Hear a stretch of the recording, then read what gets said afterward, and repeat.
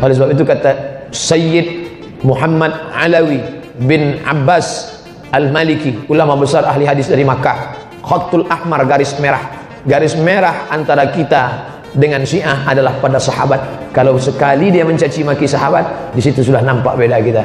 Awal-awal pengajian, cinta ahli bait, cinta Sayyidina Al-Hasan, cinta Sayyidina Al-Husain, cinta Sayyidatuna Fatimah, kita pun semuanya cinta. Tapi pas lama-lama ternyata yang paling layak jadi khalifah itu adalah Sayyidina Ali dan Abu Bakar, Umar merampas. Di situ baru nampak perbedaan perpisahannya. Pertemuan pertama sama-sama sedih, sedihnya kita meninggalnya Sayyidina Husain di Karbala. Ya Husain, saya pun cinta pada Husain, saya pun cinta pada Fatimah. Innal Hasan wal Husain sayyida syababi ahlil jannah. Hadis sahih.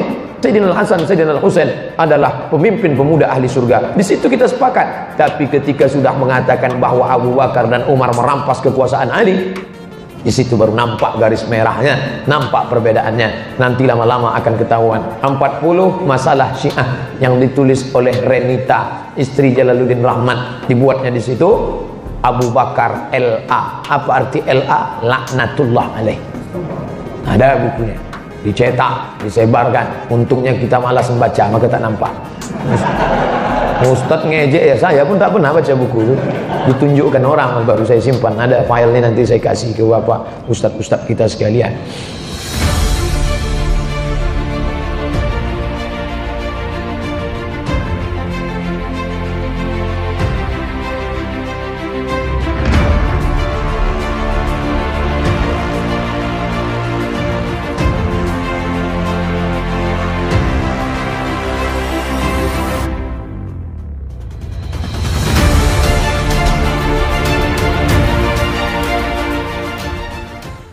Bismillahirrahmanirrahim. Assalamualaikum warahmatullahi wabarakatuh. Waalaikumsalam warahmatullahi wabarakatuh. Sahabat HS Official yang dirahmati Allah Subhanahu wa taala. Alhamdulillah kita dipertemukan kembali dalam suasana yang cukup cerah. Seperti biasa insyaallah kita akan membahas topik-topik yang aktual, kekinian juga masuk viral. Alhamdulillah seperti biasa pada kesempatan ini saya ditemani oleh Bapak M. Rizal Fadilah. Assalamualaikum Pak. Waalaikumsalam. Apa kabar, sehat Pak? Alhamdulillah. Ya. Alhamdulillah. Terima kasih. Ada beberapa topik yang mungkin kita akan bahas Pak. Yang pertama ini tentang tulisan Bapak tentang Syiah Pak. Iya. Ya, mungkin pertanyaan pertama saya sebenarnya Pak, dalam pandangan Islam Ahlus Sunnah wal Jamaah ya, sebenarnya Syiah itu secara akidah gimana Pak menurut Bapak? Ya kalau dari pandangan Ahlus Sunnah wal Jamaah, saya kira Syiah itu sesat. Oh iya. Gitu ya, tidak masuk dalam penganut ajaran Islam. Iya. Gitu. Karena dilihat dari banyak sisi. Sisi pertama, rukun Islam dan rukun iman Ahlus Sunnah wal Jamaah itu berbeda. Iya. Kan dengan rukun iman, rukun Islamnya Syiah. Iya. Misalnya dalam rukun iman Syiah itu ada imamah. Itu kan, imamah itu rukun iman. Harus diimani. Dalam Ahlus Sunnah tidak ada. Iya. Gitu kan. Atau juga di dalam rukun Islam Syiah itu ada wilayah, gitu kan, kepemimpinan para imam juga, wilayatul faqih, kan. Dalam Ahlus Sunnah kan tidak mengenal itu. Itu soal rukun iman, rukun Islam. Syahadatnya juga berbeda ketika bicara tentang rukun Islam. Misalnya yang saya tahu itu kan bahwa Syiah itu seperti yang viral di berbagai media. Itu kan, di samping asyhadu an la ilaha illallah wa asyhadu anna muhammadar rasulullah, dia tambah kan walian hujatullah, itu walian waliullah misalnya. Jadi ada penambahan syahadat. Yang paling bahaya itu kan muncul kalimah wa Abu Bakar wa Umar wa Hafsah wa Aisyah laknatullah, itu kan finar. Nah itu lebih parah lagi kalau syahadatnya seperti itu. Maka ketika itu berbeda, Ahlus Sunnah wal Jamaah menganggap ini ghair Islam, kan? Itu konteks rukun iman, rukun Islam. Kemudian sumbernya juga kalau kita pahami bahwa Al-Quranul Karim, kita punya keyakinan Quran ini final, itu kan nggak mungkin lagi lah berubah.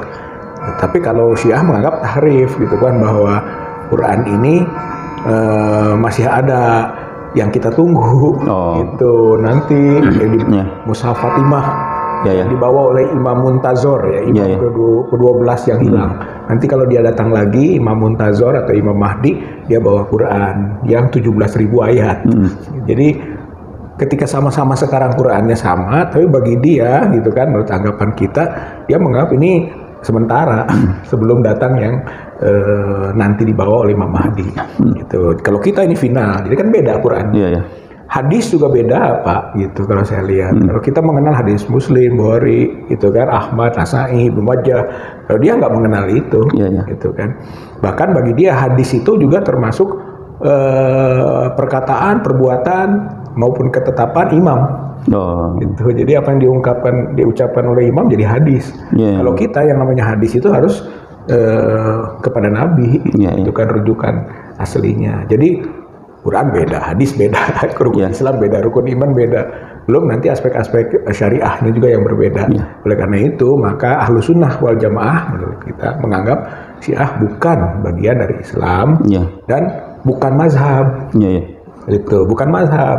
Kalau mazhab mah istinbat hukum konteks syariah dan furu'iyah gitu, bisa jadi mazhab seperti mazhab Hanafi, mazhab Maliki, mazhab Syafi'i gitu kan, atau Hambali.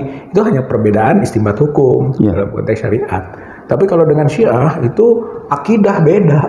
Seperti tadi saja gitu kan, konteks Quran, konteks hadis, konteks rukun iman, rukun Islam, itu aqaid, itu akidah. Nah, perbedaan akidah itu tidak membangun mazhab.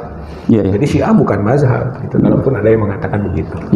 Pak, gini, kalau tidak salah dulu sebenarnya Syiah itu di Indonesia itu sudah ditetapkan oleh MUI ya Pak, itu sebagai sesuatu yang tadi ya, sesuatu yang sesat itu ya. Tapi kalau tidak salah akhir-akhir ini sepertinya diberi ruang itu Pak ya. Nah, ini menyebabkan mereka itu seperti apa ya, leluasa gitu. Nah, ini Pak, kriteria, mungkin Bapak bisa menjelaskan kriteria sesat sendiri, mungkin ada apa ya, kapan suatu ajaran, suatu akidah itu bisa dikatakan sesat, mungkin ada indikator-indikator Pak? Ya, saya kira ke fondasinya aja gitu kan. Misalnya tadi konteks Al-Quran, ketika Al-Qurannya bukan sekedar tafsir gitu kan, tapi juga kepada prinsip-prinsip yang dikandung oleh Al-Quran sendiri, misalnya dia menyatakan berbeda gitu kan, atau misalnya tidak meyakini bahwa Al-Quran ini sebagai kalamullah yang final, maka sesat kan gitu misalnya. Kemudian juga tadi contohnya gitu kan, hadis misalnya kan, kalau misalnya di luar Nabi bisa disebut hadis, ya pasti sesat dong, gitu kan. Itu juga menjadi ciri gitu ya, seperti yang kita sebutkan tadi lah, itu adalah ciri-ciri daripada sesatnya ajaran gitu kan. Tidak mungkin mengakui juga Nabi ada lagi gitu kan, Rasulullah Muhammad SAW bukan Nabi terakhir, misalnya ini pada paham sesat lain gitu kan. Entah Ahmadiyah misalnya kan, ada ya'ti min ba'di ismuhu Ahmad, katanya nanti akan datang Ahmad. Nah, Ahmad ini dia tafsirkan pahamnya kemudian jadi Ahmadiyah karena nabinya Nabi Ahmad. Jadi bukan Muhammad misalnya. Itu ada nabi setelah nabi, itu juga sesat. Belum lagi tadi konteks-konteks tata cara ibadah yang tidak merujuk pada tuntunan nabi misalnya kan, begitu. Itu juga sesat gitu, menurut saya. Kalau Bapak ada nggak pengalaman ataupun mengetahui tentang tata cara ibadah mereka? Saya sendiri kurang begitu Pak. Ada perbedaan nggak dengan yang Ahlus Sunnah wal Jamaah? Ya, kalau misalnya azan, kan azan itu juga ada juga wa'alian hujatullah. Oh, ada tambahannya ya. Gitu. Di samping hayya 'alal falah ada hayya 'ala khairil amal, gitu kan. Jadi azan beda. Sholat juga kan kita bersedekap. Syiah kan tidak pernah bersedekap. Gitu. Bahkan di dalam beberapa entah sekte gitu ya, tapi sering juga kita dapatkan fakta dia sekarang sujud pakai batu di depan Karbala katanya gitu kan, tanah suci Karbala seperti itu gitu kan. Kemudian kalau kita lihat di Mekah juga gitu kan, teman-teman dari Iran nih gitu kan, itu cara sholatnya misalnya suka pukul-pukul kakinya. Jadi ada perbedaan dari sholat. Gitu. Kemudian saya lihat juga dari konteks ibadah zakat. Zakat dia mengenal humus 20% kalau zakat, gitu kan. Kalau menurut kita zakat 2,5%. 2,5% asnafnya jelas bahwa ada 8 asnaf. Ya, tapi kalau humus itu banyak yang jatahnya ke imam-imam, jatahnya ke mereka yang jadi pemuka-pemuka agama, gitu kan, bukan kepada asnaf-asnaf misalnya zakat, gitu. Kemudian haji, kalau kita haji coba lihat ke sana Pak. Itu kadang-kadang jamaah Iran atau jamaah yang mungkin Syiah itu sering meneriakan labaika ya Husain, labaika ya Husain gitu kan. Kalau kita mah kan labaika Allahumma labaik. Itu contohnya bisa lari ke kultus deh Pak. Saya kira iya gitu kan. Itu kan tidak dilarang ya Pak kultus kepada selain Rasulullah. Ya sebetulnya dilarang gitu kan, ke kultus bahkan bisa mempertuhankan gitu kan, bisa mempertuhankan, dari kultus bisa mempertuhankan. Nah itu berbahaya gitu kalau menurut keyakinan kita Ahlussunnah wal Jamaah, itu rusak akidah.